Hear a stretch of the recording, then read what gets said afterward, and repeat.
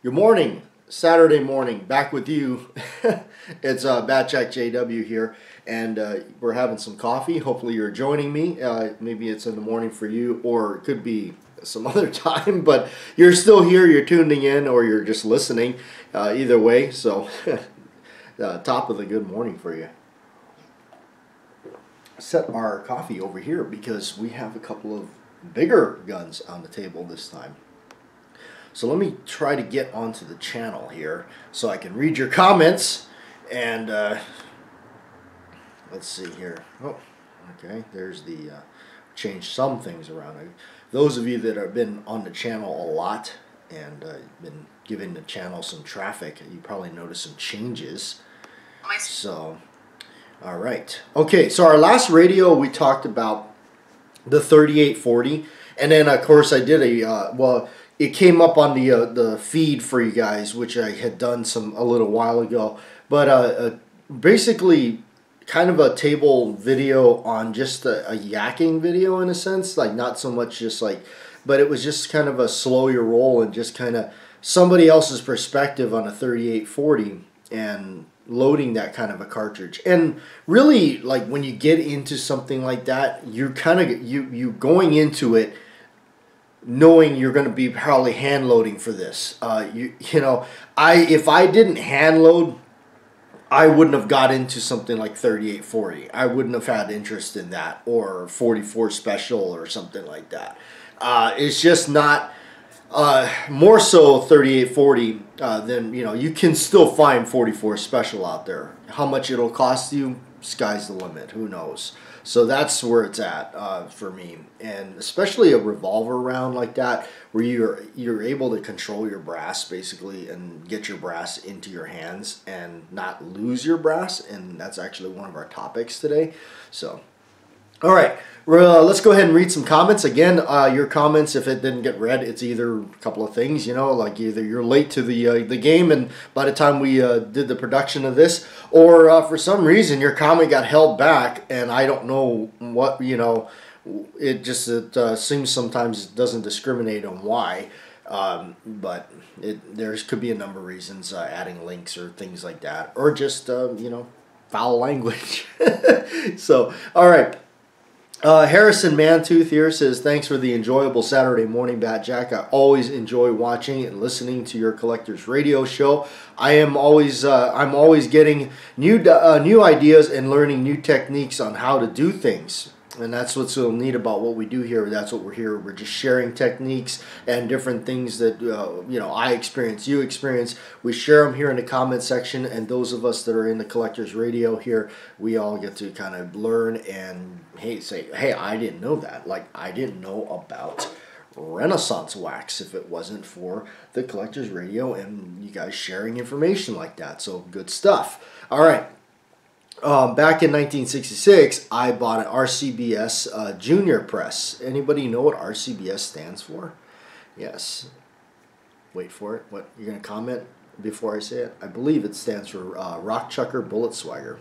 All right, press. I got the dies included to load 41 Magnum ammo. That's another one that you just don't see anymore.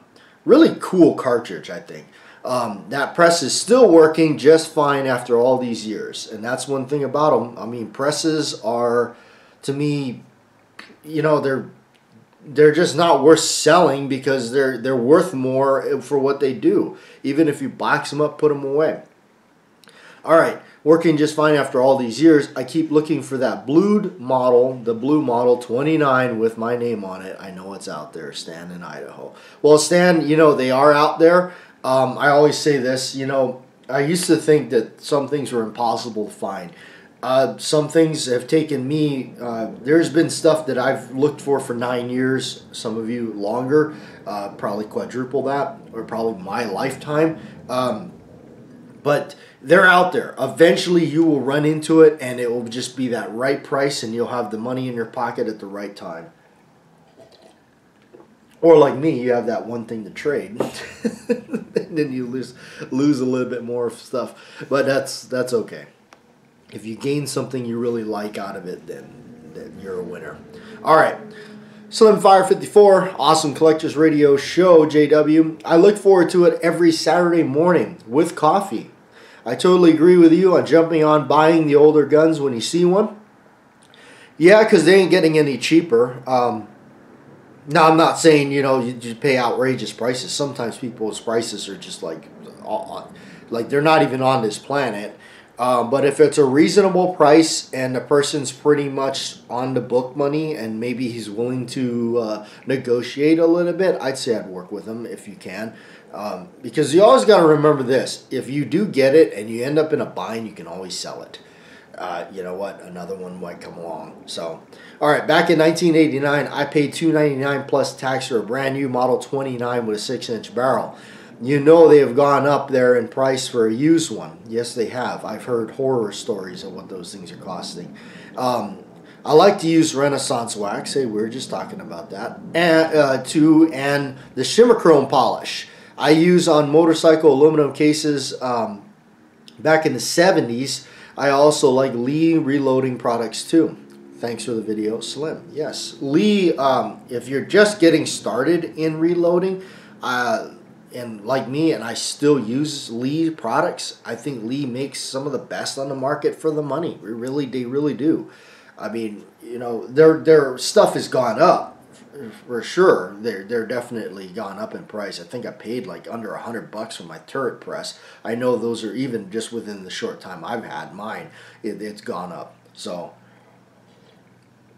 and their dies. I paid. My dies that I have for like my 9mm, 38, 45 Colt, those dies I know for sure that I paid only $20 for the whole set of 4. And now I know they're like $50 or $60, something like that. It's kind of getting crazy, but hey, their product is still good. An Angry Ranger. Interesting that you spoke of reloading nearly all your own.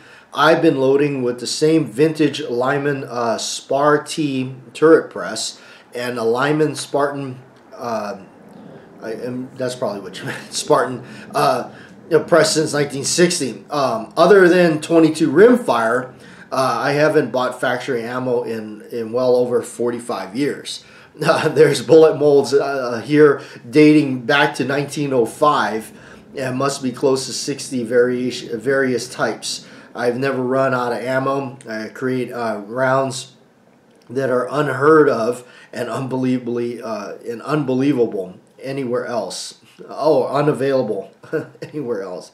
Did I say any glasses?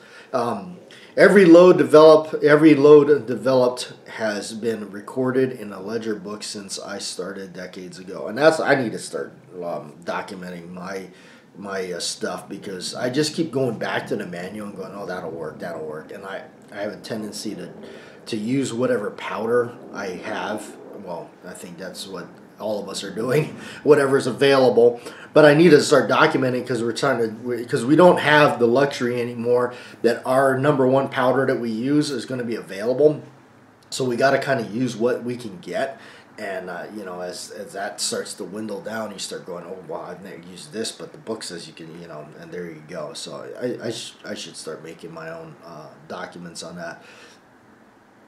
All right, Edward Petty. I have a Dillon 650 as well. I only use it for 45 ACP and 10mm. I keep it set up for large primers all the time. I use a Hornady lock and load AP press for small primer calibers. Single stage turret for my rifle. Yeah, I love your revolvers. All right, thank you, Edward. That's a good idea too. I actually thought about getting, if I got ahead with money, which is probably never, a 550 press. But I'm starting to think, like, I don't know if I shoot that much anymore. So, all right, Stephen K. Excuse me. Another great radio show. I've decided that I want to build my first 1911. All right, been accumulating tools and fixtures. Picked up the Jerry. I'm not even gonna pronounce that guy's last name. The Jerry K book. I know the book. I actually have one. It's a shop manual. Yeah. I got it in an auction on eBay. I was buying a Wilson Combat book, and that book happened to be in there, and I bought it for like, I think I paid like $10 for the set. I mean, they clearly did not know what that book was. But it's an old book. It's falling apart. But I have one. It's very interesting stuff. It's very expensive. I've been updating my Springfield Armory mil spec with Wilson parts. Man, that right there, what you're talking about, I'm a big fan of Springfield Armory's 1911s. That is one company that has got it going on when it comes to a 1911. Their mil spec 1911 that is running right. I mean, you can get them $500 used. I've seen them out here. The Parkerized ones, I've even seen them as low as four and like 480 or something like that.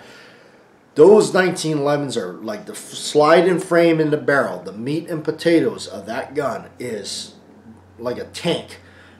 What you're doing right there, then you start going through and replacing things with like the Wilson Combat bulletproof parts, like all the extractor, ejector, hammer, all that kind of stuff. You start going through that. Once you're done with doing all that, I mean, you have got a 1911 that'll last for a long time. And I actually want to do that myself, is just get a plain Jane GI spec, probably a blued one or a Parkerized one, and do that. And so I'm going to find one that's pretty inexpensive and probably end up doing that myself. So I like your idea. All right. And did the same with my Kimber. My 1981 Colt Government, I did replace the collet bushing with Ed Brown to preserve the collet and keep it back in the reset stock. Yeah, good idea. Those collet bushings, they tend to be very difficult to find. And when you do find them, they're kind of pricey. So you gotta, every now and then, like what I do is like you can come across a guy at a gun show or something, has a bin of parts, and sometimes you'll see them in there and just pick them up and, hey, how much for this? Oh, well, $5 or whatever. You get lucky sometimes, or they know exactly what the heck that is, and then you got to pay up the price for it. But if you want it and it's there, you know what? I mean, what's a little bit of money, so you have to suffer and not get a steak dinner that night and eat a plate lunch. All right. Updating a modern 1911 in 45 ACP has been fun, but now I want to try building one from the base frame and slide. Have a great day. All right. One of the tools I actually want to get for my 1911s is the staking tools. I want to get the front sight staking tool and the plunger that holds the thumb safety staking tool, because I think those are invaluable, and those are things that could save you a lot of money, because that's something you can't really just take a file and fix yourself or some Loctite. It can come in very good handy, so I'm going to be on a search for some of that just to have. But then again, I don't have the money, right? All right, Danger Man. There is something about end frame, the end frame that makes them outstanding shooters. There is. It's about, I think it's just the size of the gun. It's not overly big. Don't get me wrong. It's a pretty big revolver, but it's not unmanageable. It's not like you're not, I mean, I even have an 8 3/8 Model 29, and some people say, good gravy, that thing must be like drawing a sword or whatever. I mean, it's not that. I mean, yeah, it's pretty beastly, but it's not nothing. I think any larger than that would be kind of silly, personally, my opinion. But anyway, it's a good fun revolver.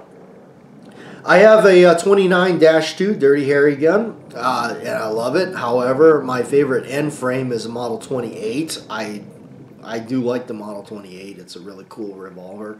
I like the fact that it's it's a working gun. My first revolver I bought in 1992 was a .357 Magnum, obviously. So I am most comfortable and accurate with that caliber. The weight of that revolver tames recoil so much that you forget you're shooting Magnum load. Just to concentrate on your target. Smooth double action trigger pull allows you to make very small adjustments right up to until the trigger break, making it extremely accurate. They are still available at a decent price, unlike the Model 27. Model 27 is definitely pricey, and that's where I was with it. I was looking at the 27 and I looked at the 28, and the fact that I saw already, I could see into the future, almost like Nick Cage can in Next, and said, I know what's going to happen. I'm going to get this thing, I'm going to shoot it, I'm going to clean it, polish it, put it in a safe, and it's never going to come out again. And I don't want to do that. So I bought the Model 28 because I'm like, you know what, even if I scratch it, I could buff it a little bit and cold blue it. And oh well, you know, there you go. But the Model 27 is gorgeous. But I got too many things that I start getting rid of them. In fact, I sold off a bunch of them. You know, just stuff that's just so pretty you don't even want to handle it. I just started thinking, what's the point? I mean, I love them. They're beautiful. I had them, but you know what? It's time for somebody else to enjoy them. So I took them down to the shop this week, and off they went.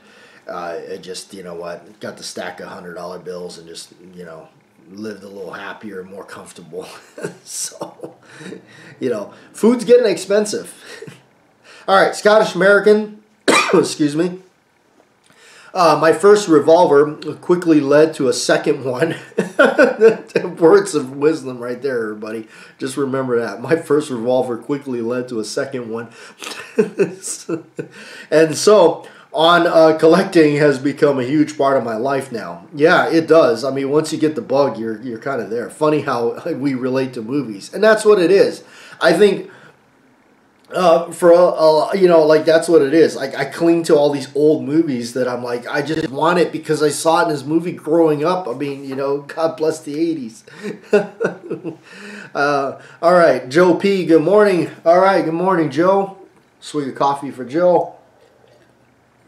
JW, I own a Dillon 650 as well, and I only use it for 38, 357. I do remember that. I have separate heads for each, so I just swap out 30 seconds. For everything else, rifle and handgun, I use a couple of old classic turret presses from Elite Precision. We pretty much do the same thing. So it's like I use my turret press is like the catch-all. I mean, if I'm just gonna do a box of ammo, like if I'm gonna load, I need to load up some 3840, go to the range, grab the turret press. KSFWG, I collect Smith & Wesson K and N frame revolvers, but I am partial to N frames. When I was 14, I had subscriptions to several gun magazines and would literally read and reread and read again every magazine until the pages were dog-eared and drool marked. I would pore over articles about N-frame revolvers, hence the love for them while they are noisy this morning. I couldn't legally buy them or afford them, so I guess I am reliving those childhood dreams. I now own 10 N-frames. Wow. I bet psychiatrists would have a field day with that. And some people definitely would not understand why somebody would own 10 N-frames. I'm just, for me, I would just be envious. I'd be like, I would want 11 N-frames. I use Lee products and loaders. When I reload, I made a case feeder from a 5-gallon bucket and bullet feeders from rigid plastic tubings, and collect a lot of help from YouTube Hey, that's a good idea. I mean that's pretty cool. You made a case feeder, because those are not cheap. I no longer reload and gave up, given my reloading equipment to my sons, and with the understanding that when Dad needs a couple of boxes of ammo, they provide. That's a good trade-off. I like that. Yep, that's a good one. All right, Squibload. Hey, Squibload. I still love that, comment that he said, the beginning, I mean, that part in Dirty Harry in Magnum Force. He says, kind of load using that 44. I mean, if that is, Squibload said, if that doesn't make you want to reload 44, I don't know what does. All right. Able to listen at work on replay this morning. Thanks for doing the show. You're welcome, Squibload. I'm glad we could provide you some entertainment while we're at our dull jobs, or our jobs that are just jobs. We all have to do it. All right. SELA Life. That's my buddy Oscar over there in California. How you doing, Oscar? All right. Nothing like a good pair of Smiths and some coffee to start your day. Hope all is well with you, buddy. It is, and I hope everything's good with you, bro. I hope you're doing all right. Or as we say on the island, all right. All right. The Bohemian Hunting Club, the mug is cool. LOL, I hear you. I've never tried to get going fast on loading. Just find a good groove. That's what it's all about. You don't want to start going so fast you make mistakes and then it's just, All right. James Dupice, I hope I'm saying that right. A very cool video. Thank you, James. And Jerry Johnson, Sweet 38 40 Peacemaker pistol. All right. So, yeah, we got those up and going. And, close this out. We got a couple of really cool long guns here. And I thought about, bringing out something different. And long guns is really hard when you're a video maker, at least for me, trying to figure out how to photograph these things because they just, it's quite problematic. So these are a couple that I own. We didn't get these lent to us. I picked these up. And you know what? One of them I'll show you. This has been something that I've always wanted. Back on the island, I've only, I had a copy of one way back on the island. I had a copy of one. And in case you're wondering what this is, it's an M130 carbine. I had a copy of one of these. It was made by Auto Ordnance Company. I sold it before I left because it's a rifle and I was moving and it was too big to ship, so I sold it off. But it was a really good rifle. I liked it. Sold it to a good friend of mine. I don't know if he still has it or not. But always wanted a legit World War II. That was just something I really wanted. I know that this is an upgrade here that they did for, I believe, in Korea, the Korean War. They added this bayonet lug, which is fine. But this is a General Motors, Inland General Motors barrel, at least it's marked. And that's the one thing about these. People get all carried away with, matching parts and all that. These were cobbled together. These were, they were all over the place. General Motors, or Inland, which is a division of General Motors, pretty much made a bunch of the barrels. I think it's, if you don't have a General Motor barrel or something like that, I think it's where it gets interesting. I've seen Underwood typewriters. That one is another one I've seen. But these things were so cobbled together. So it's an Inland it's an Inland General Motors barrel, and then under here it's a Saginaw receiver. Now I'm not a serious student or fanatic of history on these things because there's just so much, and you get lost in this, and then there's so much opinions out there, and we all know how that rolls. But this one is just, I just wanted something that was pretty much authentic, World War II era, and that's what this is, because you can see all the stuff, and back then, because they dated everything, everything is all dated, the barrel's stamped 1943, so it's really cool, because being 1943, this thing definitely saw action. The stock is original. And I love how, you can see the ordnance mark here, the cross cannons over there, the proof mark, markings on it and everything. And then the stock, the stock alone just has that character. In fact, I can't even get the oiler out. It's just wedged in there so well.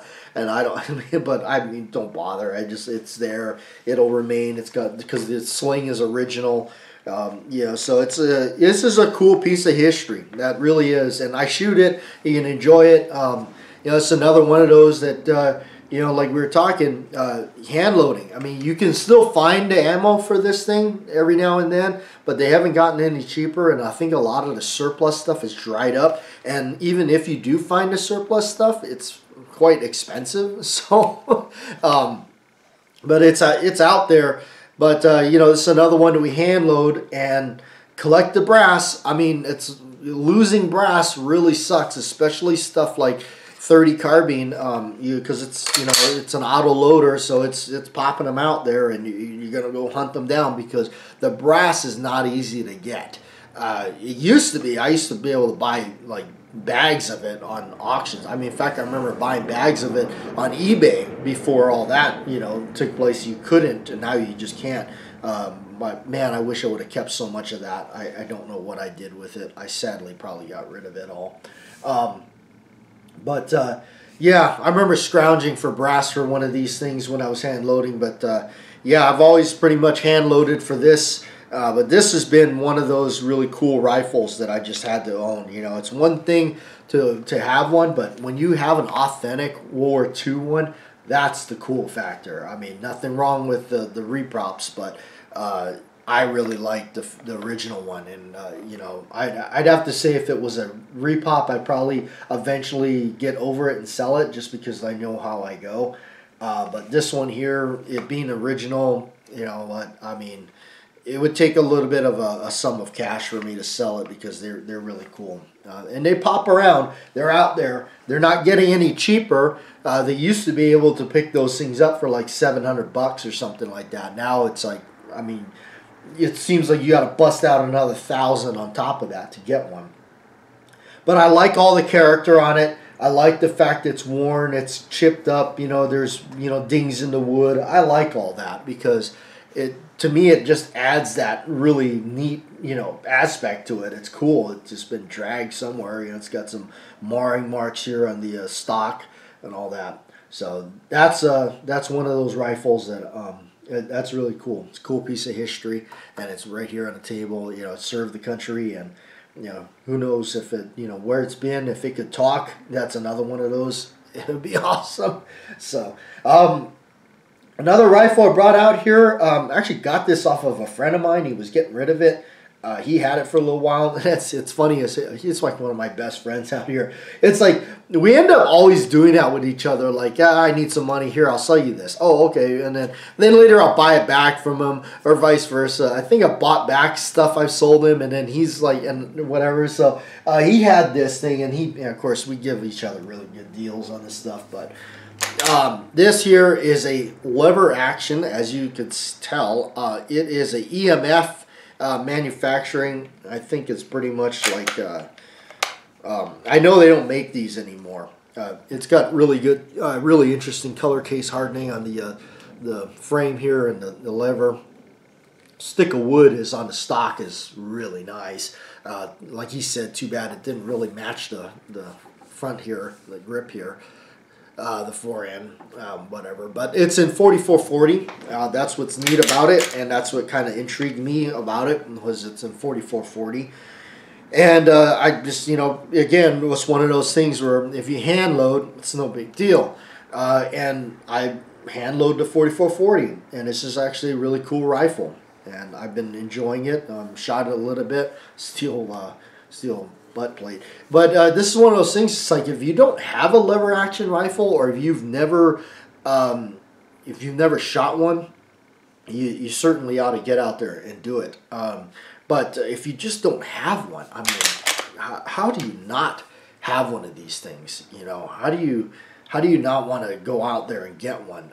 Now there is so many different variations of these things and so many different makers. I know a lot of them are imported from Italy by Cimarron or Taylor's and Company and all that. And they are pricey. They're very they're getting up there.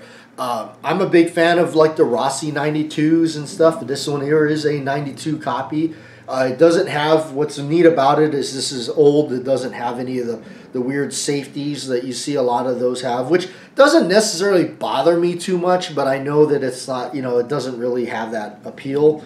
But this one does not. This one does not have any of those. It's an older one. But there again, you know, these are on the more inexpensive side, but I mean, I'm sure this is probably worth more now than, you know, $300, $400. But you know, it's just if you don't have a lever action, I mean, just what are you doing with your gun buying? You know, you need to have one of these. They're so cool, and it's a top eject, and I like that. I love the old you know style of it. You know that what do they call that? The buckhorn type sight or something like that. I'm not entirely certain about that, but you know, and then it top ejects. It pops the shells out through the top. You know, and I'm just old school. I love that. I love the look of it. watched so many of those, John Wayne movies and Clint Eastwood movies, and you just gotta love her action. And I'm not about to put a sight or tap and drill anything like that. I just like it for what it is. Iron sights. As long as you can see it, you can do it. Guys like Ken Hackathorn are still shooting iron sights, and good gravy, that guy's got to be in his 70s or something like that, and he's still out there doing it. So it's like, it's like, well, just wait till your eyesight fails. Well, tell me what Ken Hackathorn's secret is, because he's pretty up there. I mean, that guy's about as old as the dirt he's standing on, right? I mean, not knocking Ken. Ken Hackathorn's an awesome dude. I love his videos and stuff like that. He's like one of the last 1911 guys out there, So, but anyway, I figure we take these out and shoot them, and that kind of goes to when you're out the range and you're losing brass, man. I tell you, it's one thing when you're just popping 9mm shells or something like that, which those are plentiful. I mean, you can almost go to any range and where people didn't really police up their brass and probably pick up a good shopping bag full of that stuff, but when you start losing stuff like 38 Special, 45 ACP, 45 Colt, 38 40, 44 Special, any of those, which the nice thing about revolver stuff is you have control on the brass. But when you have like for me, it's 45 auto. When I go to the range, I do not like losing. I don't like coming to the range with a couple boxes of ammo for it and going home with 15 pieces of brass. That really sucks. So, that's policing up your brass and trying to keep an eye on it. And actually, Trees of Blowing just did a video of a makeshift brass catcher type thing, and I think we're all trying to figure that out. Back on the island when we used to shoot, we'd set up our canopy tent thing. We'd actually put a tarp on the bottom as the floor, and then on the side wall, we'd tape a tarp up. And so basically the brass would hit that, land on the floor, and we, pretty much could either roll up the floor and then sack it, throw it in the back of the truck or whatever, and just, it's a way to keep our brass. We were trying to keep our brass. The beautiful thing about my friend's coffee land where we used to shoot was, that was his land. So we could scour and pick up any stray brass if we needed to, take any time we want, or go back up there anytime and just, do it. My late friend Ron, where I used to go up and shoot on his beautiful property where you saw that beautiful lush green and everything like that. Gorgeous place to shoot, but it would eat up your brass. I mean, if your brass hit the ground out there, it was gone. You wouldn't find it. It was just the land was too lush and just green and everything, so it'd swallow up your brass everywhere. But that's the thing, I do miss going up there. That was certainly a big part of the early days of the channel. Having friends that had access to that kind of property and places to go, and really good friends that just pretty much allowed me to go down there and just start filming all kinds of mayhem. And I mean the things we've done out there and the good times that we had driving around in we used to have these buggies that we drive through all through the property of the woods and stuff. One time, and a lot of stuff we didn't film. I mean, this is before we start doing YouTube. We were driving through these sticks and woods and just, drive by shooting soda cans and all kinds of stuff all through his property. I mean, his property was like a half a section, I think, or a section of property or something. It was just huge. There was just all kinds of places to go and explore and kick stones and shoot and roll cans and whatever all day. I mean, just Sunday was just the day of just get away from everything, go up there, eat food, hang out with the dogs. And what's funny is back in those early videos, a lot of people comment, oh, the dog, the dog is down there, he doesn't have ear protection and all that. I get that, but you know what? Here was the funny thing about that dog, and it was the same dog. His name was Frankie. You couldn't get that dog to stay up in the top of the house. I mean, and those dogs up there, they roam free. They were not on a leash. He did not believe in locking up the dogs because he had the property to allow them to have their freedom. that dog would just like he'd see you with the guns loading up into the buggy to go down there, and he'd run. I mean, he'd jump in the buggy with you. There was no way that you could not get that dog away from shooting. That dog loved being down there and shooting with you. Weirdest thing. I mean, if we snuck down there somehow, we'd have to. I remember before we start shooting, we'd have to pop off a few rounds and wait, because you'd see him from up the hill charging down to come hang out with you. And we want to make sure he didn't go in front of the in the shooting lanes or anything like that. So we'd have to shoot a couple rounds and then wait, because sure enough he'd hear it and he'd come running down there. Just interesting times. Interesting days up there. We had a lot of fun. We filmed a lot of really cool episodes and things like that up there, and even like I said before, we did YouTube. But when we started doing YouTube, and a lot of you guys were there from the beginning days, man, we just had a ball. It was like we had a group of friends, and we had the cameras, and we filmed almost anything and everything. I mean, just any wild idea that we came up with, it was like, film it, let's just do it. A lot of this stuff sadly did not get uploaded. Some of the stuff was, even back then, we were like, this is a little wild and crazy, So we, but some of those that you guys remember, maybe, I mean, unfortunately, with things that change, we don't want to get removed or anything like that. So we chose to remove the videos rather than, us getting removed. So we want to still be here to hang out with you guys. But some of those early videos, you guys remember we did the Halloween special and all that. I mean, that was basically our silly attempts at our really amateur filmmaking and just having fun, really. I mean, it wasn't so much about like the seriousness of it. It was just, and it's always just been about having fun. And that's why we do this channel. It's like we just want to have fun. We don't like, I don't understand, like, I mean, I've been out here, like, and I've been on these, like, places where these guys are obsessed with movie making and everything like that, which I get it, but, the bottom line is, realistically, remember this. What do you expect? You think Steven Spielberg's going to show up and look at you and just go, my God, where have you been all my life? Here's a suitcase full of money, I'm going to ship you off and make this spectacular movie. Have fun. That's not going to happen. You might as well have fun doing this. You know what? Just because you think it sucked, maybe somebody else likes it. Same thing with these videos that I've got on the channel. I had no idea that sitting out there and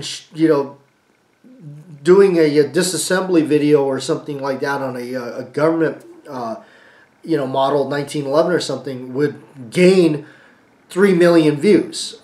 Never in my wildest dreams. I was actually sitting at the shop back in Hawaii, bored one day, and said, well, there's nobody coming in, but if I start making a video, somebody will come in, right? So I had that gun sitting there in the back of the table for something, for cleaning it or something. So you turn on the camera and show how to disassemble it, and that'll bring a customer in, let alone, I mean, I just winged it. That video was just, and look, I mean, there it is. You can actually hear a customer come in and knock on the counter there to get, somebody to come out there. So I had to actually stop midway to that video and go help the customer. But, there you go. You never know. So have fun. I mean, why get stressed out over nothing? I don't get it. And you know what? And before I leave you guys, the other thing is too, if you, everybody's got to work. I got to work. You got to work. I mean, those of us that are retired, we have worked. You have worked. You've struggled all your life. If you dread going to work every day and you hate your job that much, it's time to move on, because life is short. You might as well do something you really enjoy. And I must say I've been blessed in that, because for the last over 10 years, I've been doing the gun stuff and loving every day of it. And you know what? I got to say, I haven't worked a day since.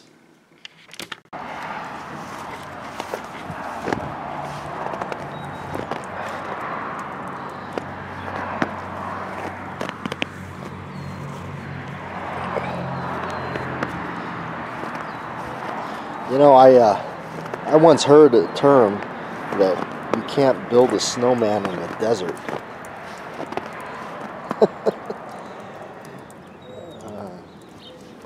would have thought, see this out in the middle of the desert.